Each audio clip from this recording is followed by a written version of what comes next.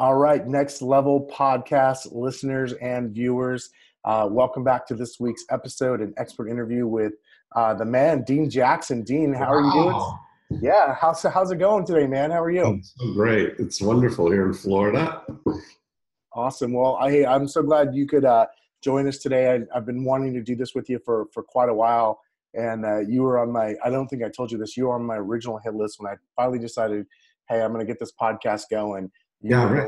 You were you were on that list of names of like people I've got to get on Oh, the that's show. awesome. So I appreciate you taking the time out of your schedule. It means a lot to me. Yeah, here we are. Well, cool. So let's start for like the 7 people who maybe don't know who Dean Jackson is yet.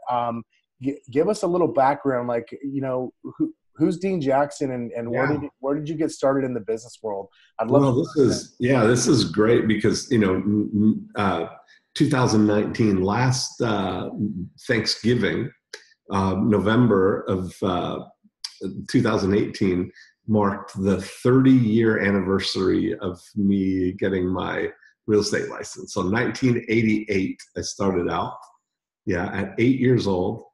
And I realized, it was kind of a reflective time because that really, 30 years has been, like that. It's amazing. I look back on it now, how fast it went. And I was doing a lot of reflecting and looking back and seeing how much has changed in the real estate world and the whole world in general, and how much hasn't changed, And it's funny how when you look at it that, I was really thinking about in the real estate world specifically, when I started out, realtors had all the information.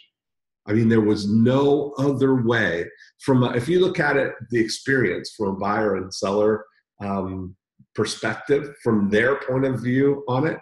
If you wanted to buy a house, I started out in Halton Hills, which is just outside of Toronto. It's like people live in Halton Hills, work in the city, kind of like people live in Connecticut, work in New York.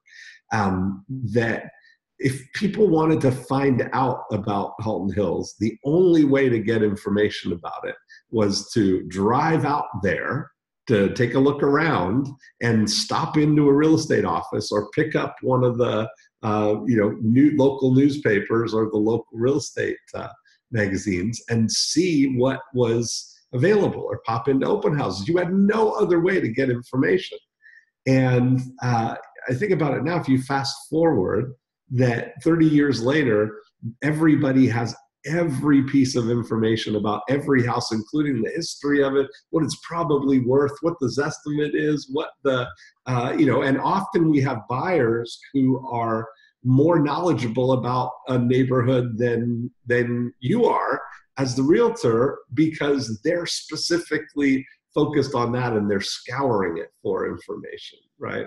I remember the information used to come in a catalog that we would get every 2 weeks with all the new listings. So it was like a phone book delivered to only the realtors every 2 weeks. And people would just like salivate to get that information. Like I remember being in the office and people would, pop by and they'd be, looking if they could just take my catalog and look through it overnight, and they'd bring it right back in the morning. Like that was like for them, the access to the Bible of information. And I thought, back then, people, what they really want, if you're thinking about the desires of people, they really, if you're thinking about somebody selling their house, nothing's changed about what they desire. They want to get the most money for their house. They want to get it in the least amount of time, and they want to get it with the least hassles, right? I mean, that was true 30 years ago. It's just as true now, except now there's more opportunities to actually make some of those things come true, so that they don't have to, go through this process of just, coming to a realtor and only getting the information from them. Yeah, it's funny.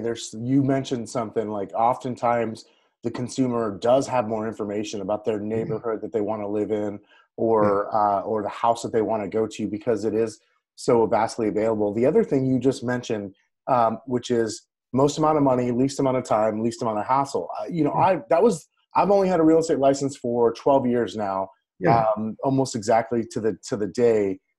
And I heard that script on almost day one. However, what's funny is when I see you mentioned Zestimates, when I see these companies like Zillow and Open Door and OfferPad, what they're actually doing is they're actually offering the least amount of hassle, Right. in the least amount of time, like Yes. right away. And that has been the one thing I think as realtors that we haven't been able to really conquer, because selling or buying a house could quite frankly just be a pain in the ass for the consumer. You think about what's happened, all the access to information now and exposure to the internet and all these things that we've got, all the things that are technology enabled, right, that are able to be done. And I started thinking about, parallels to this. I started thinking about, golf, for instance, how things have changed technology wise. So I started looking back that, 30 years ago, the longest drive, the leading driver on tour, was 279 yards. Okay. Now, 30 years later, now the leading driver on tour is 337 yards. And so that improvement, of 50 plus yards has, over that 30 years, has all been driven by technology, with the driver, with the golf ball, with all these things. But when you look at what really matters, when you look at the scoring average, where the only thing that matters in golf is the score, the scoring average over that 30 years has improved by 1/4 of one stroke. So all of that technology thing, and I think that it's the same thing with the way the real estate market works right now, that if you look at it on average, the things that matter about selling your house are the days on market and the percentage of the asking price that you get for the sale. And those things are largely unchanged from 30 years ago. I mean, it still, on average, takes 30 or 45 days for most homes on average to find a buyer, and they mostly get somewhere between 98 to 99% of the realistic final asking price, right? That's nothing's changed about that. And so you start to realize, okay, there's so much, you can't go wrong really riding on the things that are moving in favor of the consumer experience.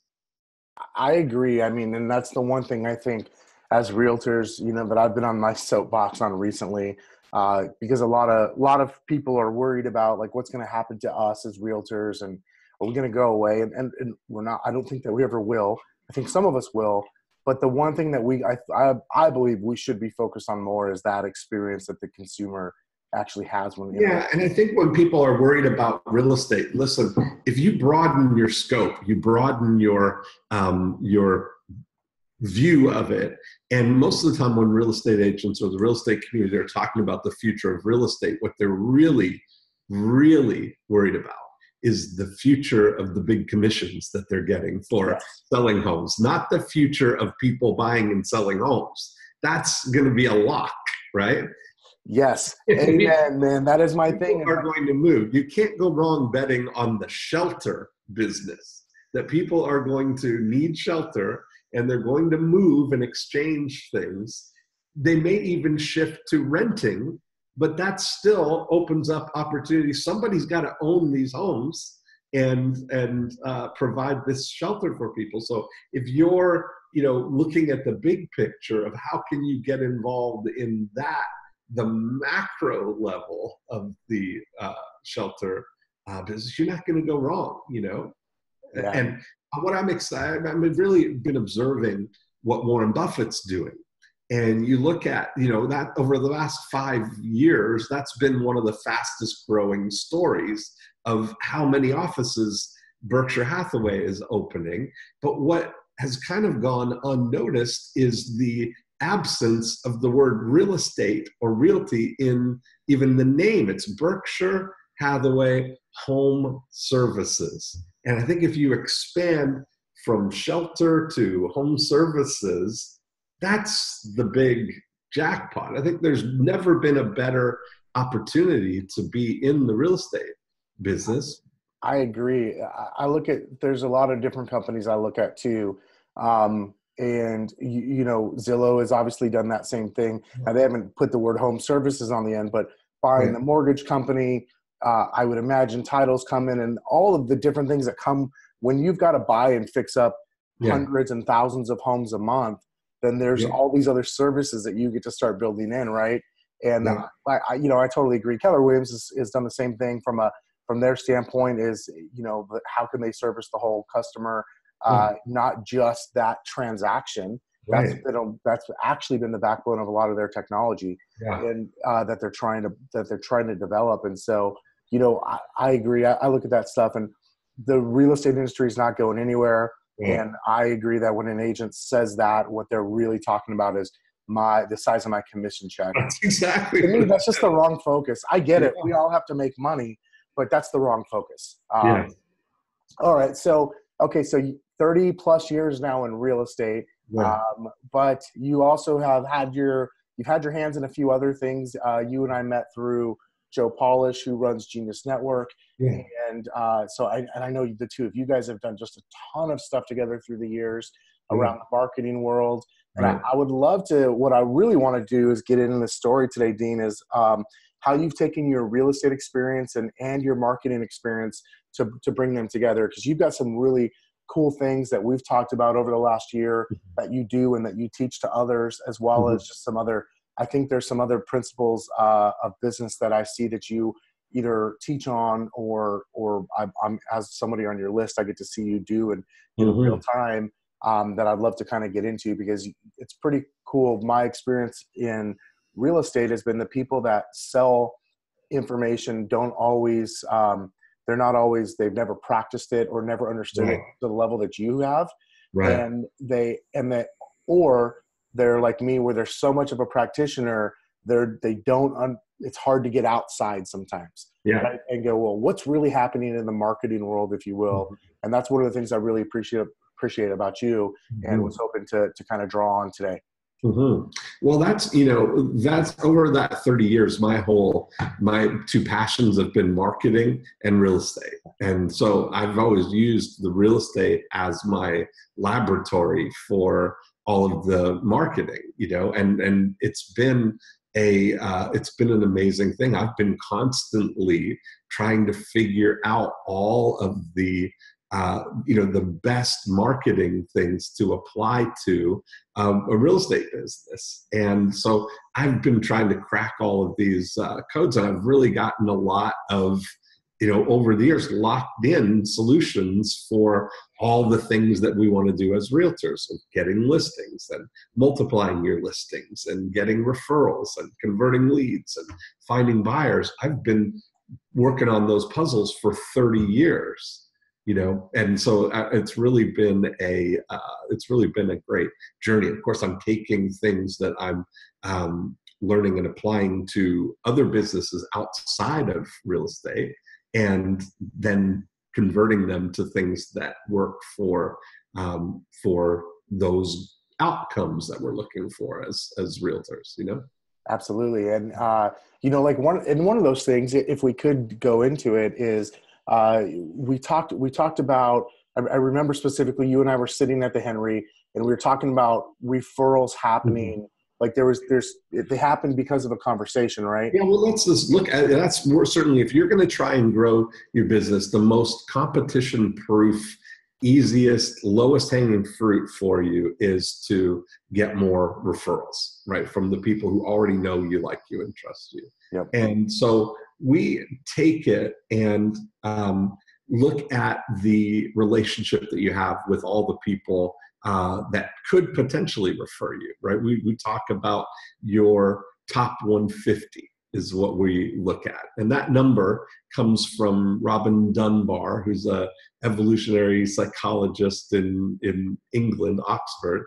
And he really, that number was named after him because it turns out that the number of people that we can have a relationship with as humans, that our brains can handle, is 150 people, plus or minus one or two, right? And that's where everything happens for us. And so the definition of your top 150, or what a relationship would be, is that if you saw somebody at the grocery store, you'd recognize them by name, and you'd stop and you'd have a conversation with them, and you know your position in their life. And it's not just like, I think I recognize that guy, or, it's not, because we've got 1,000 people that we can recognize, or if prompted, we're acquainted with, but we don't have a relationship with them, right? So we want to focus on who are the 150 people that you have a relationship with. Now, when we get to that, what we look for is, how can we manage that relationship portfolio as an asset that you have for a 20% annual yield? That's our gold standard now. And those metrics are something that we've developed over a lot of years to observe and to see what's actually possible, right? So our gold standard is that we want to manage that portfolio and generate 30 refer transactions over in the course of a year. So that's a number that would get most people excited if they could manage that. But what's happening is that you've got some number right now. I've spent a lot of time kind of thinking through and defining these kind of metrics for your business, what we call your after unit, the relationship, nurturing those relationships with people. So you do know 150 people right now, whether you've got them organized into a list or a format that you could communicate with them. And regardless of whether you are actually communicating with them, they're there. There are 150 people who know you, and And if we just take the number of repeat and referral transactions that you did in the last 12 months, and we divide it by that 150, we get the percentage there. So if you did 15 repeat and referral transactions, you would have a return on relationship, that's the metric that we measure, of 10%. So what we're looking for is if you've got, 5 repeat and referral transactions, you would have that would be a 3% return on relationship, right? So our goal is to move you up to that 20%, to look at how can we get 20% return on our relationships. So that's not just going to happen. That requires some real orchestration. Most of the time when people, if you ask them about the referrals that they get, you'll hear one of two stories. You'll hear people they'll say, well, my friend or my client, the new client that they have now, called and said, hey, I'm a friend of Kevin, and you helped him sell his house. He told me you can help me sell my house. That's probably 80% of how the referrals happen that people get. The other 20% is people saying, my friend Kevin called me and said, hey, I was talking to my friend Todd, who's going to be selling his house, and you should give him a call. I was telling him all about you. So that's what I call a reactive referral. So we've got those two, passive and reactive, and that makes up all of the referrals that people get primarily. What I never hear people tell me is an orchestrated referral, where they never tell me, hey, I was showing houses in River Run on a weekend, and I sent an email to my clients that live in River Run, and I said, hey, Mark and Connie, I'm showing houses in River Run this weekend to a couple from San Diego, and there's only a couple for sale in there. Have you heard anybody talking about selling? We may be able to match them up with this couple from San Diego. And they emailed me back and said, our neighbors are thinking of selling. And we were able to connect that whole thing. Nobody goes to that level of orchestrating the referrals, right? Yep. So that's a proactive orchestration. But where we also have the opportunity is to think about how we can orchestrate referrals in an automated kind of way. Now, this requires a couple of changes of mindset, because first of all, people have to overcome this idea that people are referring you as a favor to you, that they're doing it because they want to support you, and so they're out looking and they're referring you because of that. They're not doing that at all. People refer their friends because it makes them feel good and it makes them look good, right? And I would say it raises their status in the herd. And so you think about this from an evolutionary psychology standpoint. If we go all the way back to where we were living in, herds of 150 or little tribes of 150 people, that if we were out hunting and gathering, we have a lot of the things that we do as a society are genetically wired into us. We're hardwired to provide value to the people who are our inner circle, our top 150. So if we're out hunting and gathering, and I'm coming back to camp, and I've got this big armful of blueberries, and I pass you on the trail, I might say to you, hey, Kevin, there's a big patch of blueberries right over that hill. And so now you've got information. I've improved your life because you're going out to look for blueberries, and I found them, and I'm telling you where they are. Now, at that moment, my status in the herd is higher than yours, because if we were ever going to have to cull the herd, at that moment, I'm more valuable than you because you're just riding on my coattails, right? I know where the blueberries are. What are you doing to add value? So you immediately feel the burden to keep the slate even, right? So you might say to me, well, watch out behind that big rock over there because I saw a lion there on my way to out here. And now you've protected me from danger that I didn't know about, and we're even. That's how society works. So if we go, and you see it happening in social situations where if we go to Starbucks and I buy you a coffee, and then we go again tomorrow, you're going to feel this burden that you need to buy. And if we go 3 days in a row and I've bought every day and you haven't offered, you're going to get a reputation as a freeloader, right? Nobody wants that. We're wired to keep our social accounts in check, right? And so we constantly are looking for opportunities to add value to people. We do it all the time. Books, movies, restaurants, service providers, everything, right? We're constantly telling people about our experiences and warning them or encouraging them. So when you get over this idea that you're begging for business or that you are, showing weakness by, orchestrating referrals or asking people to refer you like that, it's not about asking them, it's about giving them opportunities to feel good, because when they do it, when you recommend a restaurant to somebody, let's say you just got back from Cabo and somebody's going to Cabo and you say, you got to go to this place. It's right off the main road there and you'll love it. Tell Gino that I sent you.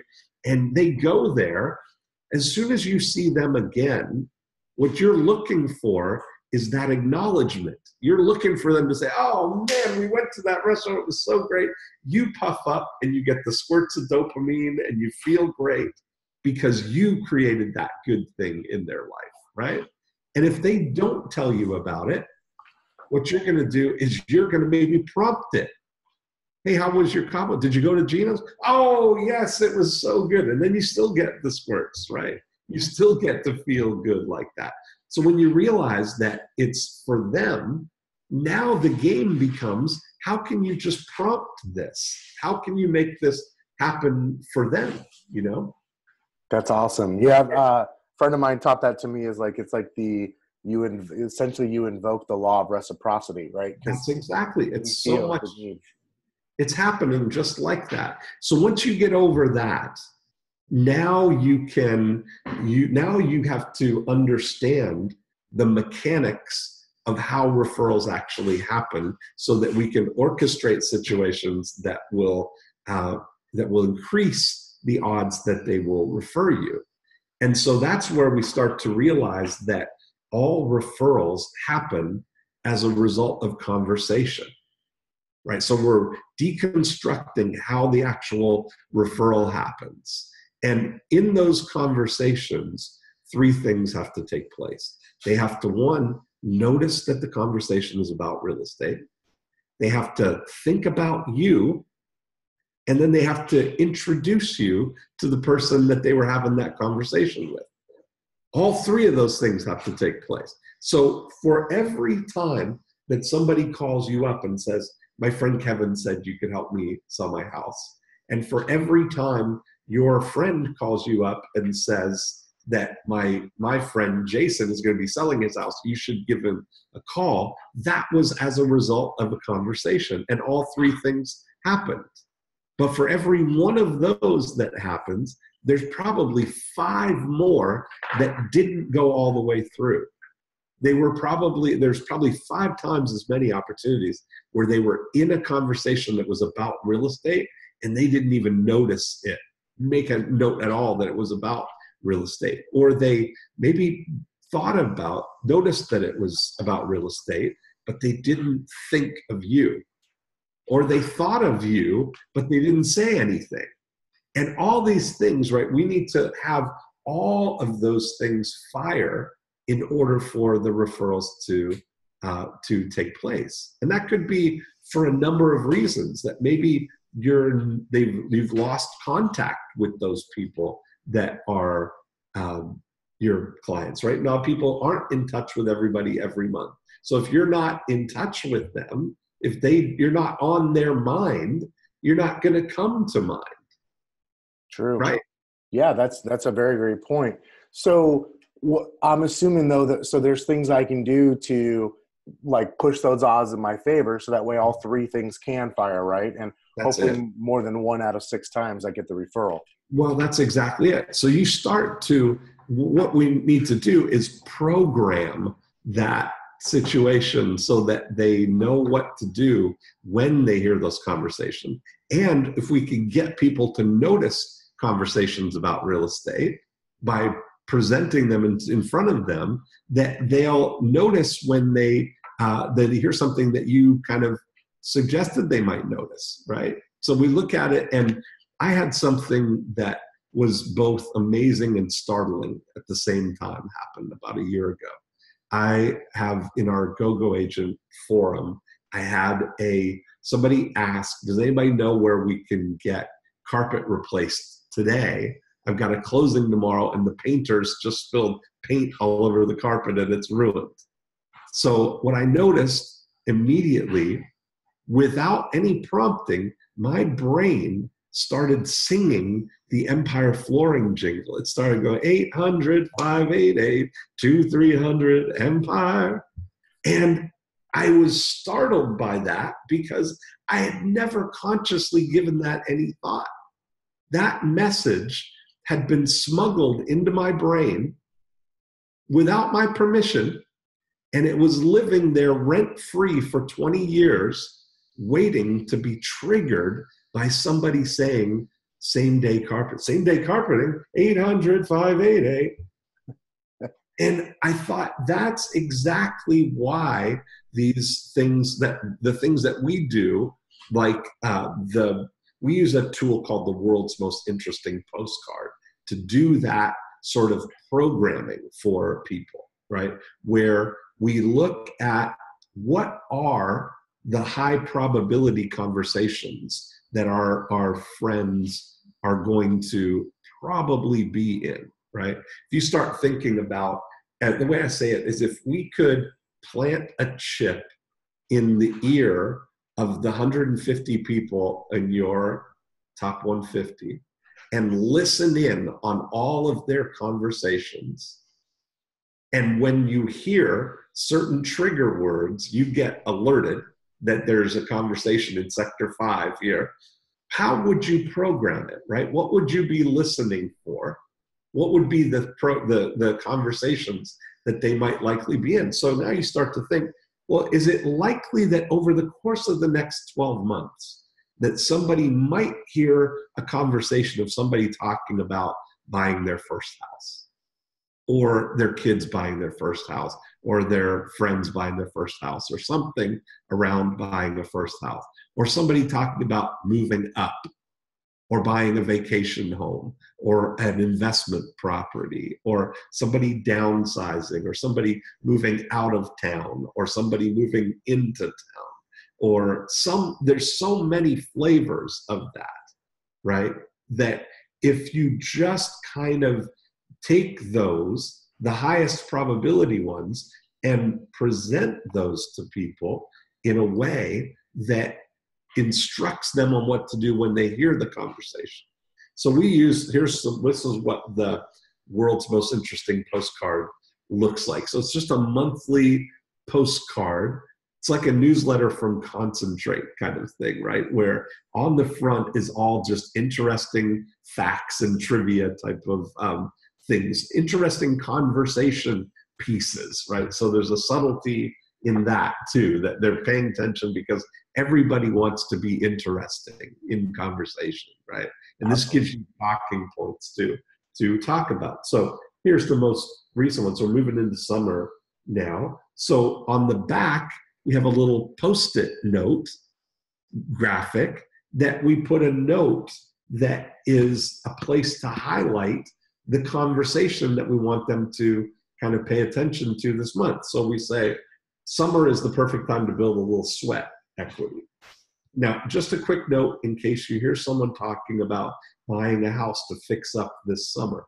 So when you think about this, the pattern is just a quick note in case you hear someone talking about insert the high probability conversation here. So in January, we may talk about first-time buyers, somebody thinking about buying their first home. In February, we may talk about somebody getting married because of Valentine's Day, that can trigger a home.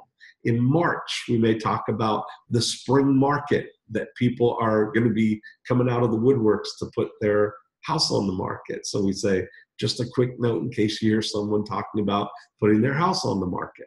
The spring market's right around the corner. If you hear someone talking about this, give me a call or text me, and I'll get you a copy of our How to Sell Your House for Top Dollar Fast book to give them.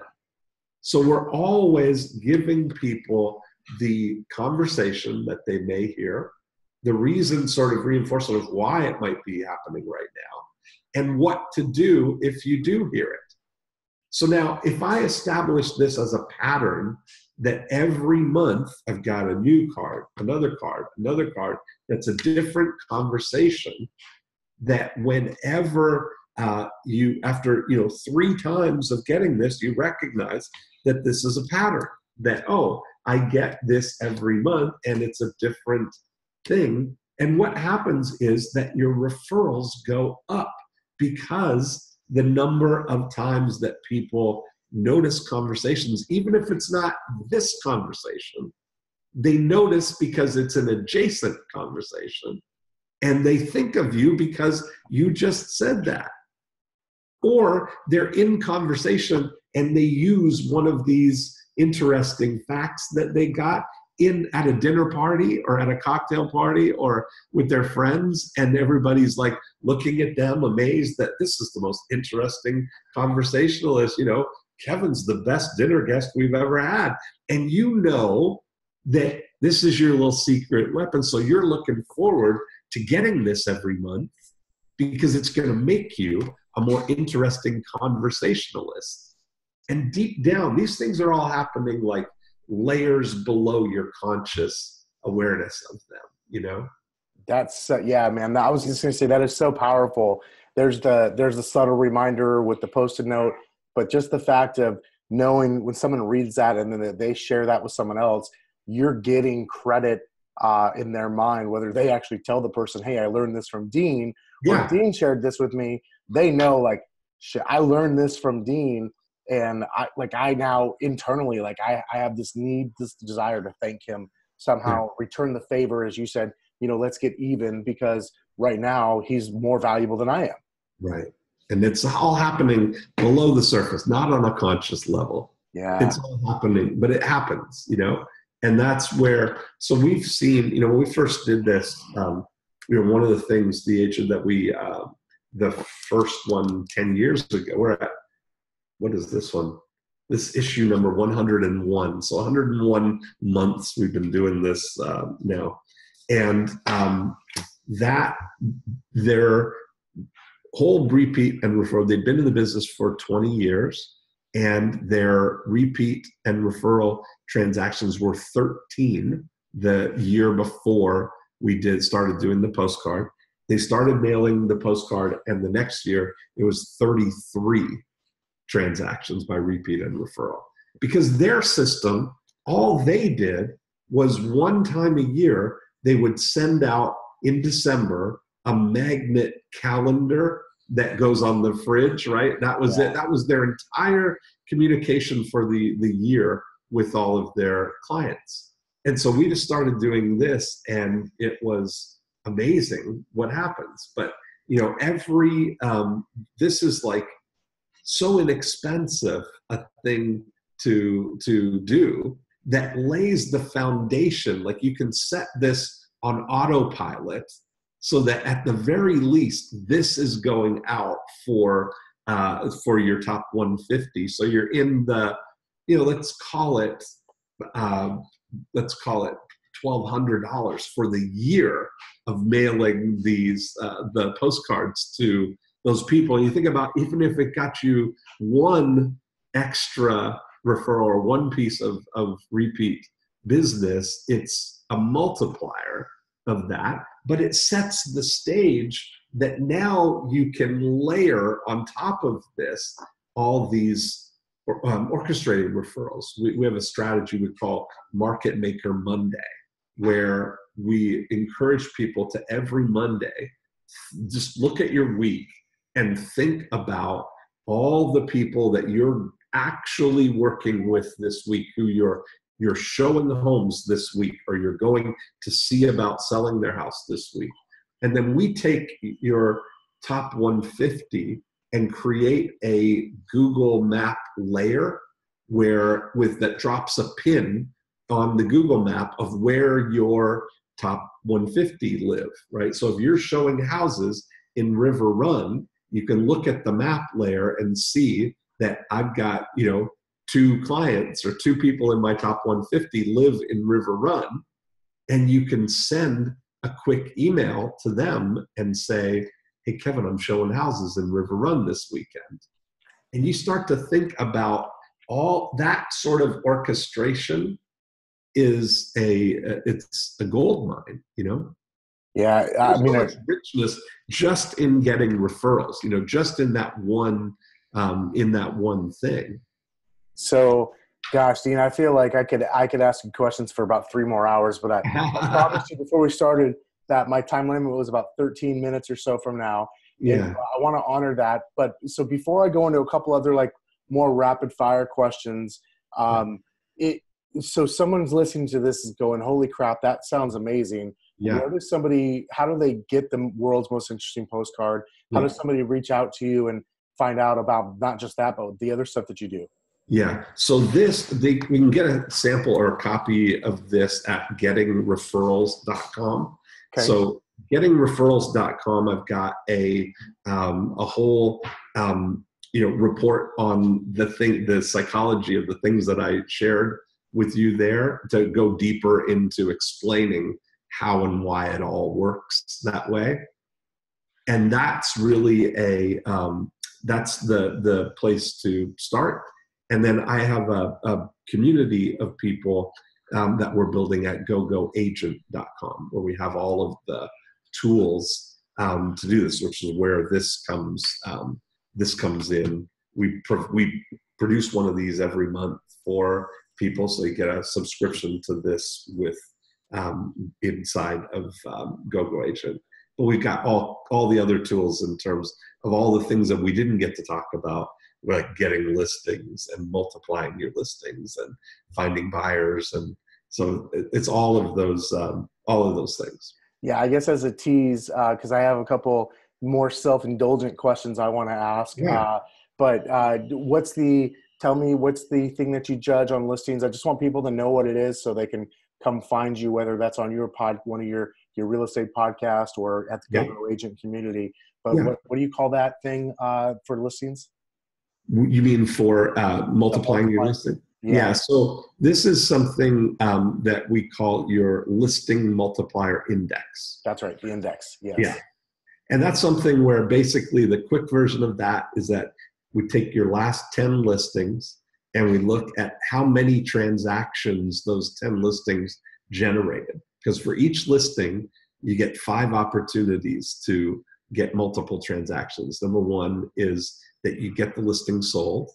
Number 2 is that you find the buyer for it. Number 3, you find a buyer that buys another property just because they've met you from the marketing for that one. You get another listing because of the marketing, either with one of those buyers or in the neighborhood, and you get a referral from the seller before the transaction's over, right? And so we look at it that we take those, and when I present that to people, typically you get a score out of 50 possible transactions on your last 10, right? And most people are somewhere between 8 and 15 out of 50. And we take that number and we divide it by 10 to get an index, like your average or your golf handicap, you know? So most people are at like a 1.0 or a 1.5. And that means that every listing that you take turns into 1.5 transactions. Now, our clubhouse leaders, our ones who have been focused on this and doing all the proactive things to multiply listings, are at 3.5 as their listing multiplier index. So if you just say, like, take a base commission of $10,000 for each side of a transaction, that we're talking about a difference between each listing being worth $10,000 or $35,000. And that is a game changer when you start really thinking about and it's competition proof, right? You're the only one that has these opportunities, but they're completely perishable, right? The saddest thing that I often hear people say is that, well, my market's hot, I just price them right and they all sell within 7 days. I don't have to do info box flyers, or I don't have to do just listed cards, right? That's kind of like they wear it like a badge of honor. But I just feel sadness when I hear it, because it's not that you have to, it's that you get to because you've got that, Yeah, no, that's great. So if there's one thing I want people to take away from here and probably even reach out to you further on is the return on a relationship, and how do you up that, and then of course the index for the listing multiplier index. Yeah. I think those are 2 metrics that whether we've ever heard of those before or not, we can look at those in our own business and go, okay, where am I at? And what I love is that you've built a whole community around helping people increase those numbers, right? Yeah. Because we have certain at-bats, and it doesn't matter what the Zillows, the Open Doors, Redfins, et cetera, are doing out there. If we are focused on metrics like that in our own business, competition proof, to your whole point. So. Yeah. And I remember, all these things, there's always been challengers to it. Like in 30 years, you could see the rise of remember when the FSBOs, for salebyowner.com, oh no, everybody's going to sell on their own, or, help you sell, or all these things. There's constantly challengers to the thing, but the bottom line is people will always gravitate to the most convenient thing, right? Like when you look at that trifecta of they want the most money in the least amount of time with the least amount of hassle, it's always, you lean on that side of convenience, Yeah, it really is. Like that is I believe that is the key to it. Convenience always wins out. And then the other two of those three are, depending on the person, usually fall into second, then third place. So, Right. and depending on where they are and where they're at in their life and what's going on. Yeah. Well, hey, since I have you for a few more minutes, Okay. Yeah. so if we could, I learned a really important lesson, and I shared this with you offline. We were at an event together, and it was kind of like a real-time conversation about someone who had an event coming up that they were trying to get folks in the room for. And you said something to the effect of like, listen, you can't remind people into buying from you, or you can't remind people into coming to your event. And, Right. and then I think we then kind of transitioned into this other thing, the 9-word email that Yeah. you had come up with. Right. And so I would just love to, like, where did that come from? And like, what's the crux of that you could share with me as a realtor and anybody else that's listening Yeah. here in a few I think minutes? here's the thing is that what it really comes down to is, and I've really learned a lot about lead conversion. And I think that the essence of my whole approach to this and philosophy is that there's really only two time frames. It's either now or not now. And that's the only two time frames that matter. And all I want to focus on, I am 100% in pursuit of now. And I know that at some point it's going to be now. See, I'm pursuing now, but I'm okay that it's not, doesn't have to be today. I know that at some point over the next 60, 90 days, 180 days, 2 years, at some point it's going to be now. And I want to be there at that point, right? And so if we look at the 9-word email came from a situation that what most realtors do, if they're buying leads or they're generating leads, they're 100% judging the quality of those leads on whether somebody fills out a form on their website, answers the phone when they call them, gets in the car this weekend and buys a house. That's like a good lead. If people are not ready right now, that's a bad lead, right? These leads are not quality. And we as an industry, we've kind of, this shows you that the mindset around leads is that they're somehow default dirty. That they're, you hear the language, are they scrubbed leads? Are they qualified leads, right? Like the Glengarry leads is what we're looking for. And the reality is that it's something more, it's more that it is what it is, right? People are going to do what they're going to do on their own timeline, and nothing that you do is going to change that. So we're always looking for 5-star prospects, people who are willing to engage in the dialogue. They're friendly and cooperative. They know what they want. They know when they want it, and they would like us to help them. Those are 5-star prospects. And everything we're doing is to just discover who among your new leads are the 5-star prospects, right? And it's not about anything you're doing to create 5-star prospects. You're just discovering them. And so the 9-word email came from this idea that everybody's got leads that they have generated that have slipped through the cracks, that maybe they were in contact with them 6 months ago or 9 months ago or 90 days ago, and then they kind of lost touch with them, or it fizzled out and it didn't go anywhere. Well, if you just gather up all of those people and get them from your desk drawers or your calendars or your scribble pads or business cards or whatever you've got, and you just send out a simple email to them and say, hey, Kevin, are you still looking for a house? Or are you still looking for a house in Scottsdale? Or are you still looking for a house in Winter Haven? It's amazing what ends up happening. It works so well. I call it the 9-word email that revives dead leads. That's really what happens, is that most of the time people have given up on these, given up on people, That's and yeah, consider them dead leads. But when you start sending an email and just say, are you still looking for a house in Georgetown? It's amazing. They come out of the woodwork. It really is. And, it's funny, and that applies across so many different verticals. I've seen the 9-word email work. That's been a topic of conversation in the Genius Network group for a while now.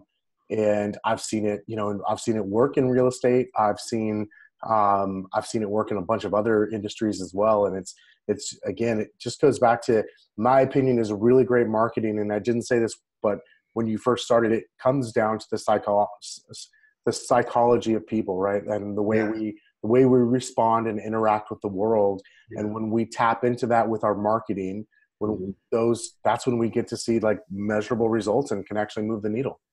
You've been everybody who's ever shown homes to somebody knows what I'm talking about when I say how people are, maybe they're looking and then they're responding, but then nothing's really, they're not that motivated or in a hurry to go. And then something happens magically where this switch gets flipped and they can't reach you fast enough to go look at the house that they want to look at right now. Can we go now? And it's on their terms. It's not anything that you did, something in them, and it is now with a capital N for them. And I just want to patiently be there to make sure that I'm the reflex reaction when the time is now, that I'm the one that they call, that's what. Mm-hmm. That's awesome, man. That's exactly what it is. And it's funny, I'll wrap up right now because we're right on time to when I said I would be, but I was listening to another podcast you do called I Love Marketing, where you're talking about a completely different thing. Actually, I think it was about the 9-word email. But I remember you talking about, and it wasn't real estate leads, you were just talking about leads in general, marketers, and how they just don't treat them like, hey, the time will be now eventually. Absolutely. And it's just about being there whenever the time is now. That's great. I'm looking for now, but most of us, I think you used the numbers 85%. I think the number I heard recently was, at least in 2018, 96% of all people who went to like a home search site they were online searching for 8 months prior to contacting the agents. That means they didn't get on the site. So for 8 months, and most agents behave the way pretty much anybody else does, that sells something, which is they'll give you 5 or 10 days because they're looking for right now. Yeah. But then they completely forget about the next 8 months and just let you go. Yeah, that's exactly right. So, yeah. So much value there. I mean, so much, that's when we talk about converting leads, is really about just focusing 100% on offering the best service or the best information for people who are looking for a house right now, and realize that every time you're in front of them, it could be now. And you've got the next steps laid out for them, Absolutely. Dean Jackson, man, I appreciate your time, and I appreciate you so much, everything that you do for us in the industry and just people in general with your podcast and your classes and giving back. And so once again, gogoagent.com. Yes. And what was the referral site? I want to get a sample of this one at gettingreferrals.com. Great. Gettingreferrals.com and gogoagent.com. Look up Dean Jackson. If you're just discovering him for the first time, you're probably learning he's a wealth of information. And I just wanted to say thanks a ton, Dean. Awesome. Thanks, man. Hey, man, have a good weekend, and I'm sure we'll see you soon. Thanks. Talk to you soon. Bye-bye. Bye.